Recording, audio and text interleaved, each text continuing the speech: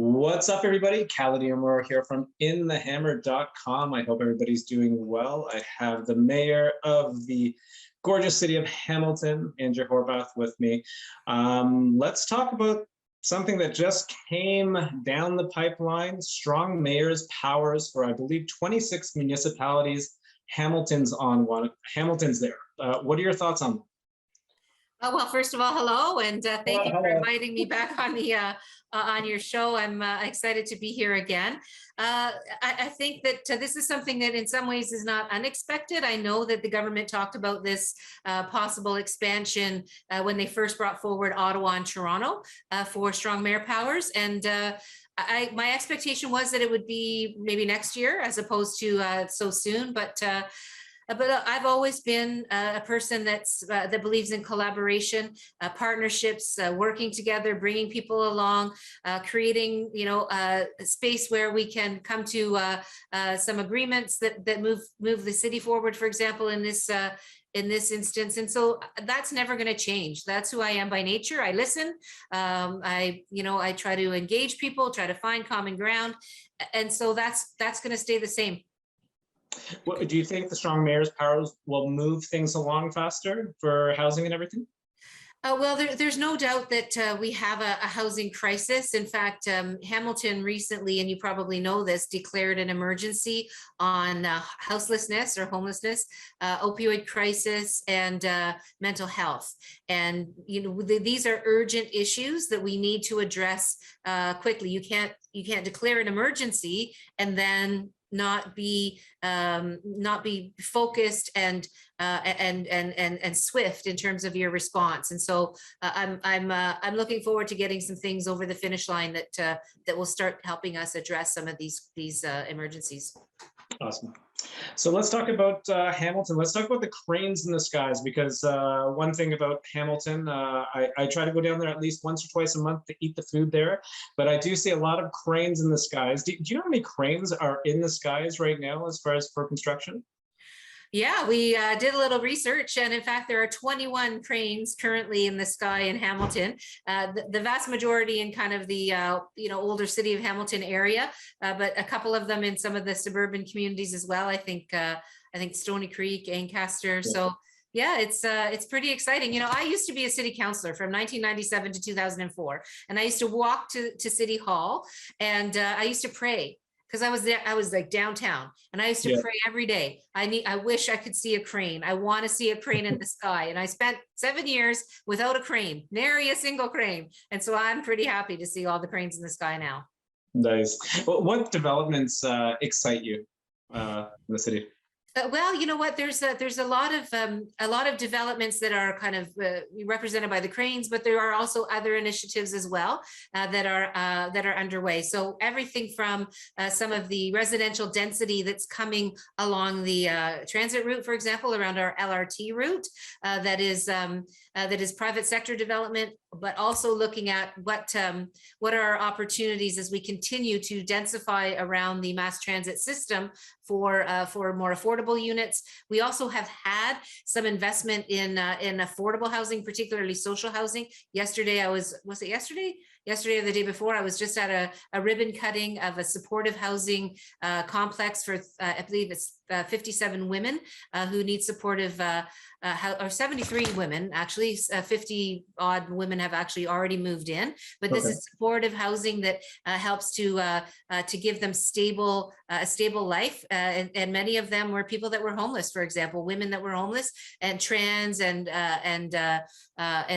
queer women as well. So there was a whole group of folks that were really in bad shape, and they're now getting a chance for a more positive future. And then we also have 476 units of our housing, city housing, social housing stock that has just been approved for redevelopment, not redevelopment, but for upgrades, for renovations. Like literally, we have thousands of people on our affordable housing lists, and we have 476 units that are unoccupied because they were in a bad state of repair. So those developments are coming as well. So it's a continuum. Housing is a continuum. Everything from private market, condo, to missing middle housing, to social housing, to supportive housing. That's what's going to start helping us to solve our crisis. One thing I love about Hamilton is the food scene. I go to King William. I went to Berkeley North a couple of weeks back, and great restaurant. But then, when we're like, okay, let's walk around Hamilton, there's pockets of niceness and pockets of, not as nice. Yeah. Many people perceive downtown area to be like unsafe, unattractive. Is the city doing anything to alleviate these concerns and, walking around after dinner? Oh, yeah. Well, so there are lots of things that we are initiating in partnership with the BIAs, for example, and with some of the big players in our downtown, with the police. There's a lot of pieces to some of the challenges that we're facing, but the post-pandemic crisis that our downtown is facing is being played out in downtowns across the country and around the world, frankly, the US as well as across the oceans. It's just, there's no doubt that the pandemic has worsened some of the challenges that we already had. They have been significantly exacerbated by the fallout from the pandemic. So are we doing some things? Absolutely. Do we need to continue to work hard? Yes.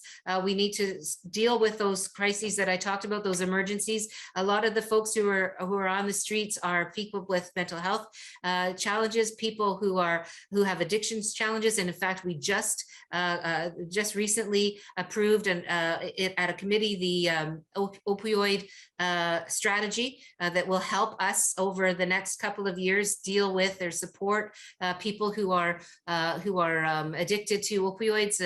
That is going to council next week, I think.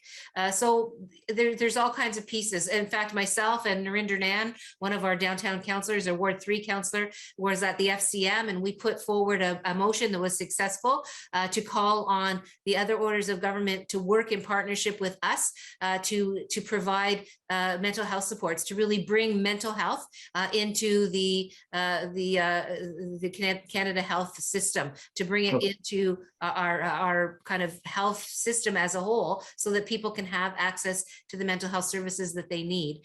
So yeah, there's a lot of pieces that we're working on that will make a difference. And of course, as we have more residential coming into the downtown as well, we'll see more people animating our streets in a positive way. So I think there's a lot to do to support people, to provide services for people, and to create environments that people feel safe in.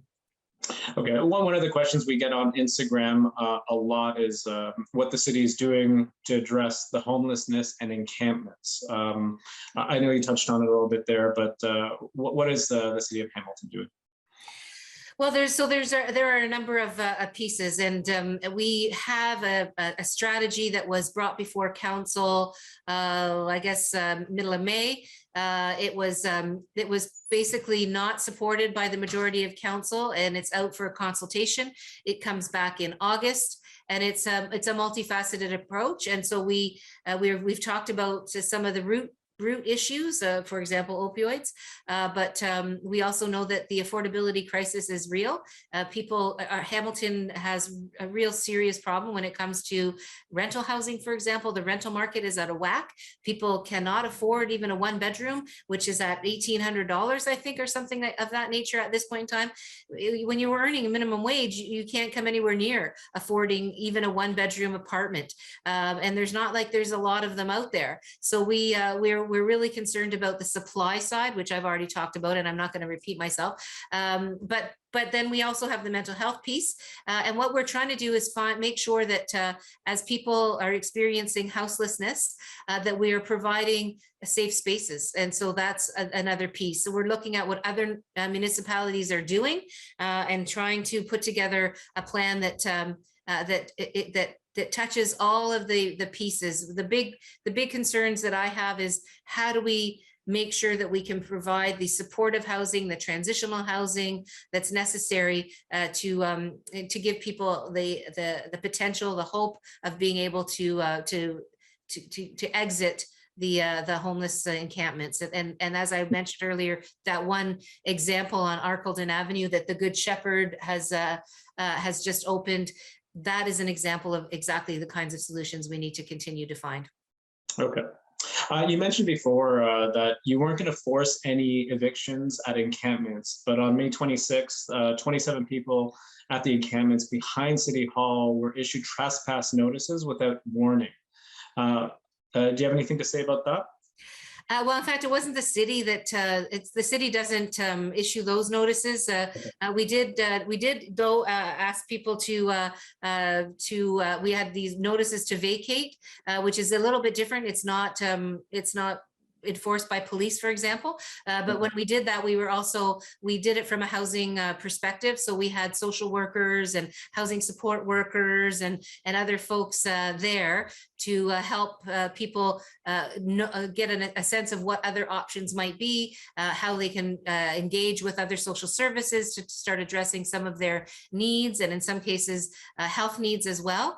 And then subsequently, we were seeing there had been a number of safety issues that had been identified around fires, around a stabbing, around an assault of somebody from the public who wasn't in the encampment, and that's when the police did their job, which is to issue the orders that you're talking about. And so we have seen some people move to different spaces. We've seen some people engage with social service agencies. There's still an encampment at City Hall. It's not quite as expansive as the previous one was, and so we need to get at some of the root causes of this crisis that we have, and make sure that we're providing the kind of services that people need and the opportunities that people deserve to find a stable roof over their heads. Mayor Horwath, summer is upon us. What summer events in Hamilton are you looking forward to the most? Well, it's hard to actually list them all. I mean, there's everything from our amazing music festivals, and for example, Super Crawl, we have Art Crawl that happens on a monthly basis. Everything from there to our fairs that we have a number of we have some spring fairs. We have fairs that are tied to some of the harvest, times of the year. So we have a peach festival that's in Winona, which is close to where I grew up. So that's a bit of a sentimental one for me, because as a kid I went there all the time with my family.